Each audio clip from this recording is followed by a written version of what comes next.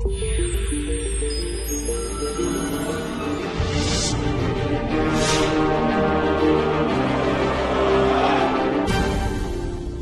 dolgih zimskih večerjih bomo morda posegli tudi po duhovni literaturi.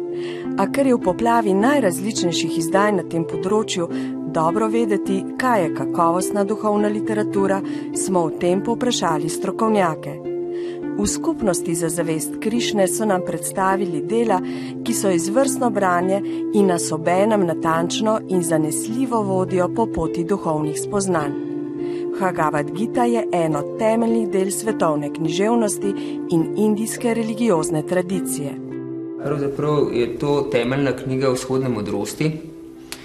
Je sama srčika Mahabharate, kot veste, Mahabharata najstarejši ep zapisan na svetu.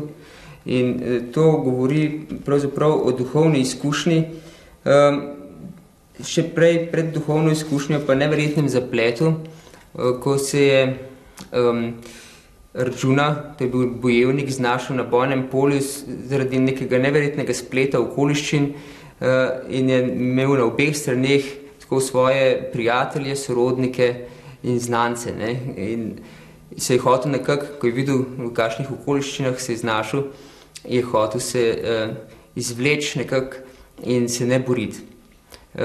Ampak potem je skozi Božjo nasvet, ker je bil Bog z njim nad bojišču, je tudi Bog izgovoril Bhagavad Gito, to pomeni v slovenščini Božjo pesem, ki zelo sistematično človeka vodi po notranji poti, skozi razne vrste joge, obvladovanja misli, potem kako se dvigniti nad karmo. To veste, karma je zakon, univerzalni zakon dejanja in posledice. In če delamo dobro, imamo dobre posledice, če delamo slabo, se zapletemo v trpljenje. Ampak ta knjiga, ta nauk, nam pa pomaga, kako se skozi umetnost vsega delovanja, jogo, povezavo s Vsevišnjim, dvigniti nad zakon karme in uživati v duhovni sreči. Veda o samospoznavanju je izjemna knjiga, ki se je zelo dotaknila src velikega števila ljudi in zelo sistematično nas pelje po poti duhovnega prebujenja in samospoznavanja pravzaprav. Začne se z znanjem o duši, kdo pravzaprav sploh smo. Ne? Kdo je tisti, ki vidi skozi oči, ki sliši skozi ušesa, ki voha skozi nos, okuša skozi jezik, razmišlja z možgani, čuti s srcem, in ljubi srcem. In zelo zanimiva je v tej knjigi tudi primerjava s krščanstvom.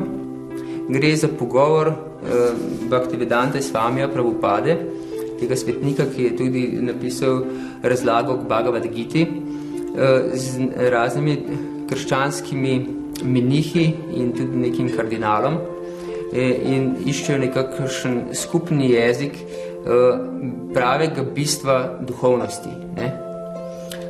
Potem nam pokaže, kako najdeti pravo pot iz raznih zapletov, v katerih se znajdemo v vsakdanjem življenju, kako se dvigniti nad te težave, ki jih imamo in nad stiske, ki se veste, da življenje v sodobnem svetu je polno stisk in težav in to nam kaže pot, kako najdete en mir, notranje zadovoljstvo in da pravzaprav vzljubimo vsa živa bitja na tem svetu. In na koncu nas ta knjiga še popelje v samo duhovno razsvetljenje. Tako da, če imamo to knjigo, lahko od samega začetka duhovne poti napredujemo do samega duhovnega razsvetljenja, da izkusimo osebni odnos z Bogom. Povsem nova in sodobna pa je knjiga z naslovom Pot domov, avtobiografija ameriškega Swamija. V njej avtor doživeto opisuje svoje razburljivo, včasih nevarno, a tudi lepo duhovno popotovanje. Gre v bistvu za pripoved, ko se je avtor kot mladenič pri 19 letih se je podal na iskanje nekako duhovnega, nekega višjega smisla in potem ga je pot vodila od Amerike do Anglije, čez Evropo, Italija, Grčija. V Grčiji je pa potem nekako zaslišal notranji klic, da naj pot nadaljuje v Indijo. Tako da v bistvu ta knjiga opisuje, kako se je srečal z raznimi duhovnimi učitelji, jogi, mistiki in v bistvu, tako ko bereš, saj jaz sem imela tako izkušnjo, da res je knjiga, ki je ne moreš odložiti z rok. Ko enkrat začneš brati, potem v 1-2 dnevih jo prebereš. In poleg tega, da v bistvu gre za zelo razborljivo zgodbo, če čisto zunanje gledano, recimo dostikrat se znajde na robu smrti, ga napadejo, prijeme žokače in tako naprej.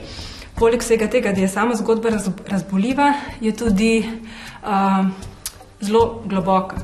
Zato, ker avtor razkrije res globine svojega srca in tako neverjetno je obene hrana za možgane in tudi hrana za srce.